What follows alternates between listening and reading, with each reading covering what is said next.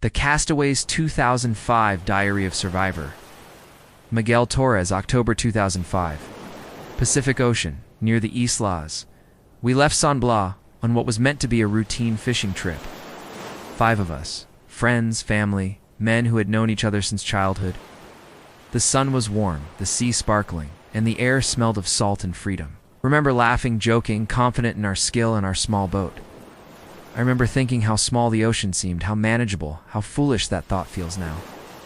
By the second day, the ocean began showing its teeth. The winds picked up, not enough to scare seasoned fishermen, but enough to make us uneasy. The currents twisted strangely, tugging our boat away from familiar landmarks. By the third day, our engine sputtered and finally died. We were alone, adrift. The horizon stretched endlessly, a monotone of gray and blue. And suddenly I realized just how vast and indifferent the sea could be. Food and water became our constant worry. We had brought some provisions, but they were quickly gone. I remember counting each piece of bread, measuring each sip of water, each act of survival, feeling like a betrayal of hope. That hope which had kept us alive until now. We learned to fish with bare hands, using hooks we crafted ourselves, pulling fish from the ocean as if challenging it to fight us. Rainwater became our lifeline, collected in tin buckets, sometimes tainted with salt, sometimes nearly non-existent for days. Days melted into nights, and nights were the worst. The cold gnawed at our bones, the wind whipped against our faces, and the dark pressed down, thick and suffocating. Waves towered above us, threatening to capsize our fragile vessel. Every swell felt like a predator's paw, ready to drag us into the abyss. I clutched the boat's edge with raw, bleeding hands, praying with every breath that we would survive another hour. The psychological toll was worse than the physical. We were trapped in an endless void, no land in sight, no birds, no signs of life. Our conversations became whispers, stories of home, memories of family, of mothers and children, wives and brothers. These were our anchors. Without them, I think we would have drifted away from reality entirely. Fear was constant. Every shadow in the water, every ripple, became a threat. Every night I lay awake imagining sharks circling beneath us, teeth glinting, waiting. Illness began to claim some of us. The salt water burned our skin, our lips cracked and bled. Fatigue clouded our minds, and one by one we became shadows of the men who had set out to fish. 2 of our companions did not survive. I remember the moment we lost them. The ocean claimed them quietly, taking them beneath the waves, while we could do nothing. Grief struck like a hammer, yet we had to move. We had to survive. There was no room to mourn fully, no time. Survival demanded focus, adaptation, and hope, even when hope felt impossible. Months passed. I no longer remembered the names of the days, only the passage of time marked by the sun and rain. We drifted, sometimes near currents, sometimes tossed by storms that threatened to end us with a single wave. I had moments of despair, staring into the horizon, feeling my strength fail, wishing for death to release me from the endless hunger, the thirst, the exhaustion, and yet something kept me clinging, some stubborn flame that refused to die. Finally, after 9 months, the rescue boats appeared, distant shapes against the horizon. I remember not believing my eyes, screaming, crying, laughing. Relief and disbelief collided. Only 3 of us survived. The rest, my friends, my companions, had become part of the ocean. I was pulled aboard, shivering, weak, but alive. The Pacific had tested us beyond endurance, yet it left me with something, a profound understanding of my own fragility and resilience. I write this to remember them, to remember the sea, and to honor the will to survive even in the most impossible circumstances. The ocean is patient, eternal, and merciless, but it also teaches strength, courage, and the limits of human endurance. I am a man forever changed, carrying the memory of 9 months adrift, a testament to both the cruelty and the majesty of the sea. 36 Days Adrift, 2023, Diary of Survivor, Ibrahim Diallo. July 2023, Atlantic Ocean. Between Senegal and the Canary Islands, when we left Senegal, the air was heavy with hope. There were 101 of us crammed into that wooden boat, men and boys, some barely teenagers. all of us chasing a dream of reaching Spain's Canary Islands. Remember the sound of voices, the prayers whispered, the nervous laughter. We told ourselves the journey would be short, a week at most. We had food, water, and faith. What we did not have was luck. On the third day, the engine sputtered, coughed, and died. We tried to repair it with what little we had, but it was hopeless.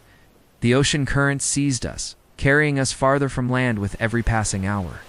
At first, no one panicked. We believed another boat would pass, that help would come. But days turned into weeks, and the horizon remained empty. Nothing but endless blue by day and suffocating darkness by night. The sun was merciless. It burned our skin raw, blistered our faces, and cracked our lips until they bled. The little water we had vanished quickly. We began rationing. Tiny sips, droplets shared between dozens of mouths. Hunger set in next, gnawing at us like a living thing. We ate what we could. A handful of rice, scraps of bread, and that was gone. We caught fish with our bare hands, sometimes eating them raw because we had no fire. The blood, the desperation, but thirst. Thirst was the worst. Our throats swelled, our tongues turned to sand. Some men drank seawater in their madness, only to collapse hours later, convulsing eyes glazed. I watched friends, brothers really, waste away before my eyes. Their bodies grew frail, their spirits broke, and one by one, the sea claimed them. We wrapped them in cloth when we could, whispered prayers, and slid them into the water, tears mixing with salt spray. By the end, the water around us felt haunted by their absence. At night, the ocean was a black void. The wind howled and waves rose like walls ready to crush us. The boat creaked and groaned, threatening to splinter.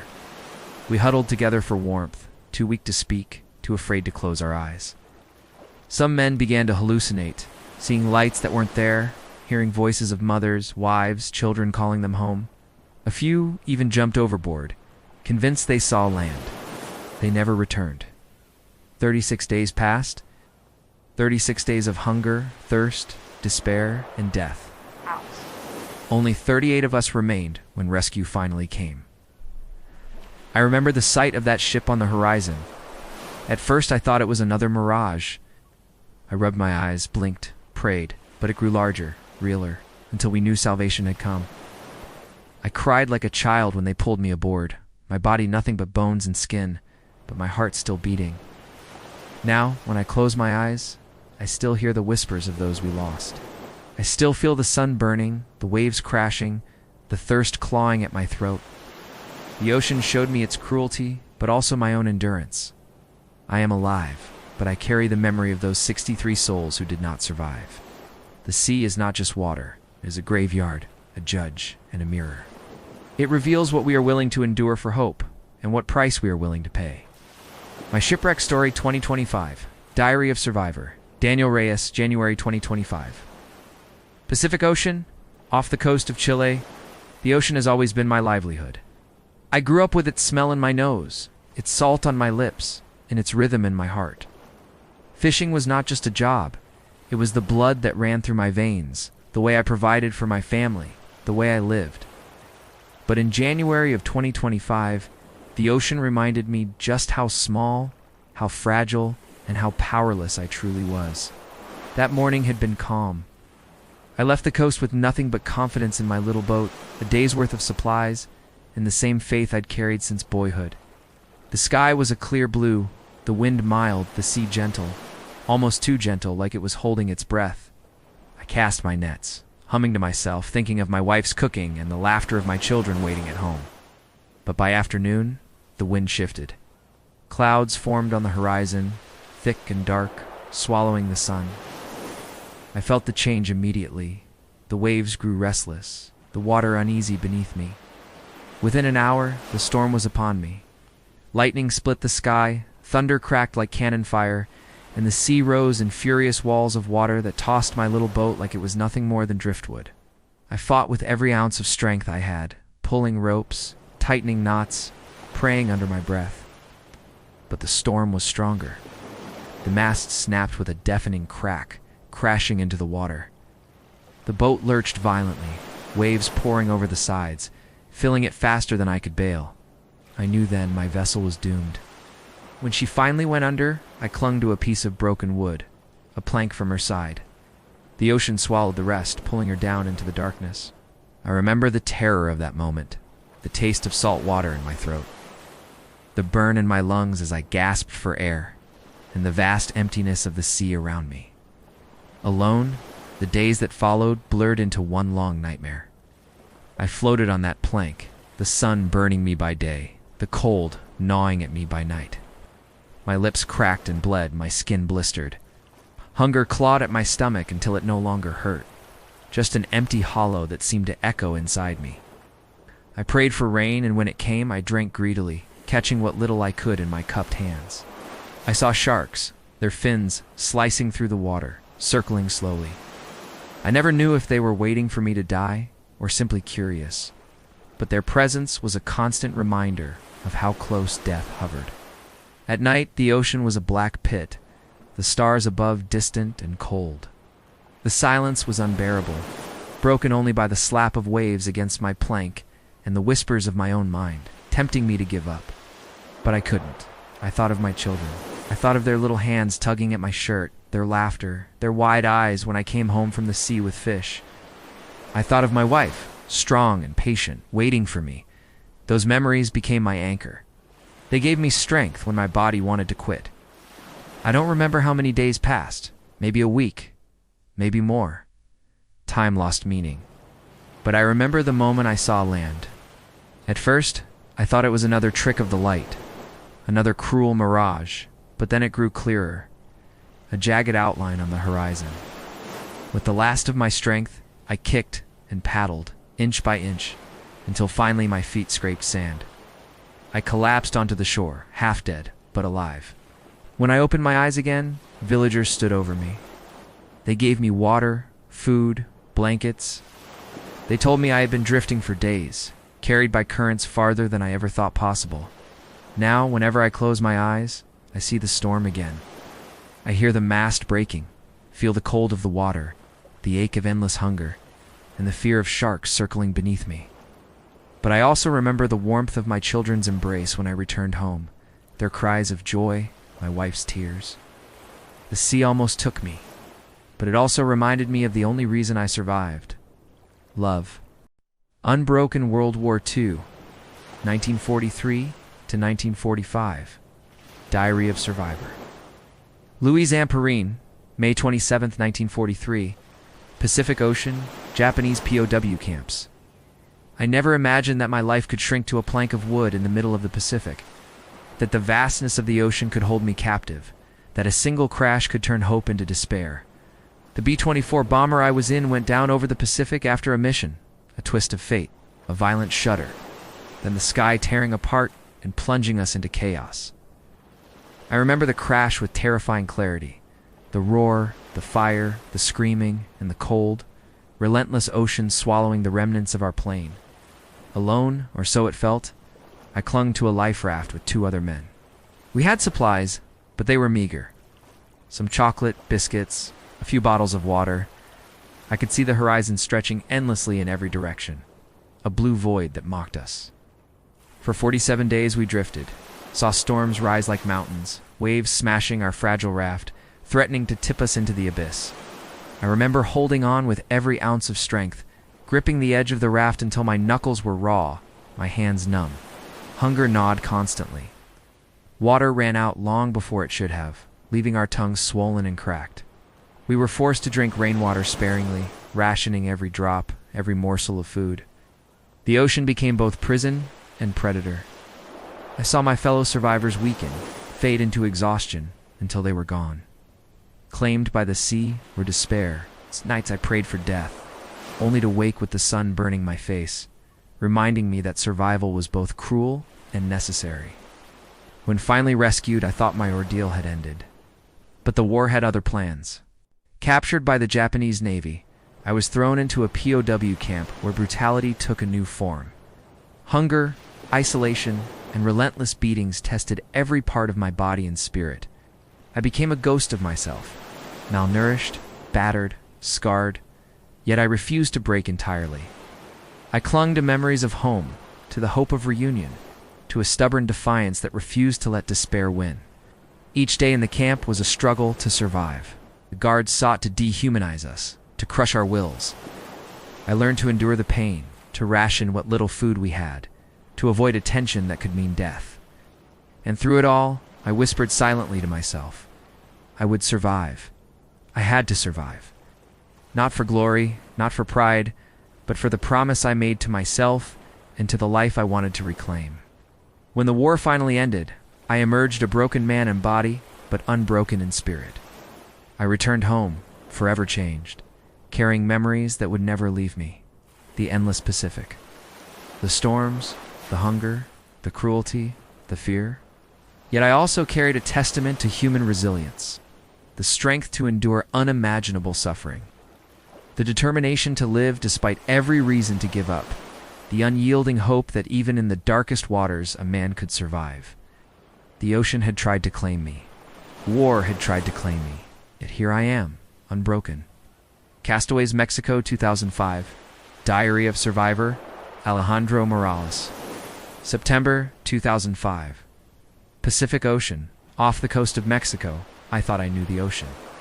I had grown up near the coast, fishing with my father, learning the ways of the waves, the winds, the tides. But in September 2005, the Pacific reminded me how small and fragile we truly are. My friends and I set out for a short trip along the coast, hoping for a few days of good fishing. What we got instead was a nightmare that would test every ounce of endurance, courage, and luck we had. The water shimmered like glass under the morning sun, and we joked, unaware that the ocean had already begun plotting our misfortune. By the afternoon, the wind shifted violently, and waves began rising in irregular patterns. Our small boat rocked dangerously. The engine struggled, then failed entirely. We were adrift, alone in a vast expanse of water, with only the horizon as a cruel reminder of how far we were from safety. The days stretched endlessly. Food ran out quickly. Water was rationed to droplets, collected from the few rains that dared touch our raft. The sun beat down mercilessly, blistering our skin, drying our lips cracked and bleeding. At night, the wind brought freezing cold, and we huddled together, shivering and praying for sleep that never came. Every wave felt like it might capsize us, every gust of wind like a test from the sea itself. Hunger and thirst played tricks on our minds. I saw men begin to hallucinate, imagining islands that weren't there, visions of loved ones calling us home. I fought against despair every moment. I kept telling myself, survive, you must survive. The faces of my family, the laughter of children, the embrace of my mother, those memories became my lifeline. Sharks patrolled beneath us, invisible but sensed, circling silently.